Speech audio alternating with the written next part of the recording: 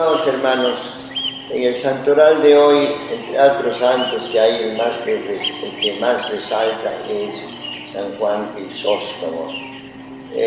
Crisóstomos viene de dos palabras griegas, Christus o Crisos, o sea, Cristo, o sea, el mensajero, lo bello, lo hermoso, ¿no? Stomatos es boca, y por eso los médicos de la garganta se llaman estomatólogos, ¿no? De la garganta.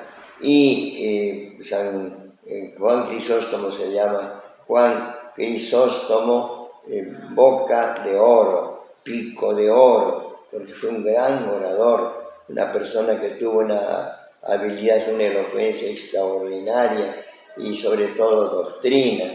¿Qué nos dice la vida de este santo? Juan Crisóstomo era un habitante de la gran ciudad de Antioquía.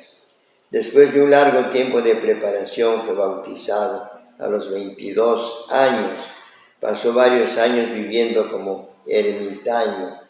Hermanos, siempre ha habido un periodo para nosotros para llegar a ser sacerdotes. Siempre tenemos periodo de preparación, meses, años, en vida, si se quiere, recluida, estudiando, orando y viendo cómo poder vivirla, nuestra fe y cómo transmitirla. Eso pasó con San Juan Crisóstomo. El año 381, es decir, ya estamos en el siglo IV al V, el obispo de Melesio le confirió el diaconado y luego también el sacerdocio. Estuvo hasta el año 398. Dirigió desde el púlpito con fuerza extraordinaria a las almas de sus oyentes. No fue orador de pláticas bonitas, fue más bien un hombre que decía verdades amargas al mundano pueblo. Es decir, decía fuertemente. Decía, por ejemplo, ¿cómo es posible que nosotros cubramos de oro las imágenes, o cubramos de oro incluso paredes, o de bellos tapices las paredes, y las piedras de las paredes, cuando vemos de que las piedras vivas, que son los cristianos, se mueren de hambre y se mueren de frío en las calles? Ustedes son responsables. Insiste mucho en ese tema.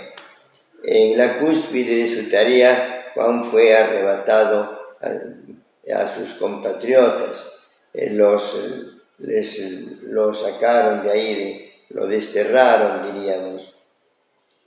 El pueblo veía en el monje asceta y pobre y lo quería como a un padre. El ambiente de la corte se enfriaba cada vez más. La emperatriz Eudocia lo persiguió porque se sintió afectada.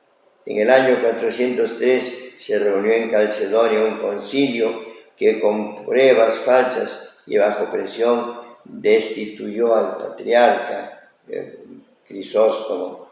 Un inocente fue desterrado, pero sus perseguidores no se conformaron.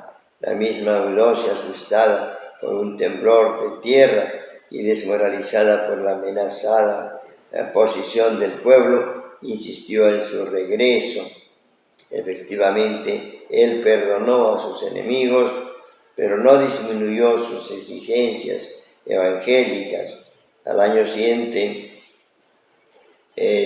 vemos también, lo destierran, pero él vuelve nuevamente.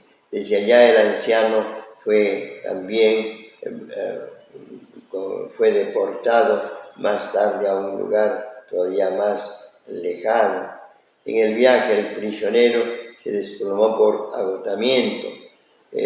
Pidió sin un hábito limpio y blanco y recibió la comunión como viático. Vemos Juan Crisóstomo, además, agrega y dice que los bienes que la gente tiene, nos dice,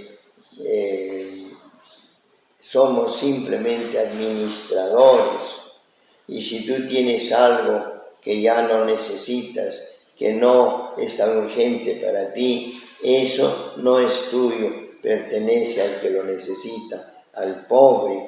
Y en ese sentido vemos que este santo inició mucho la reforma en la Iglesia y la reforma de costumbres. Incluso dice, todo lo que no usas, lo que tienes, que la mitad de tus bienes pertenece a los pobres, y o lo que te sobra, peor, no debes mantenerlo porque es de los pobres.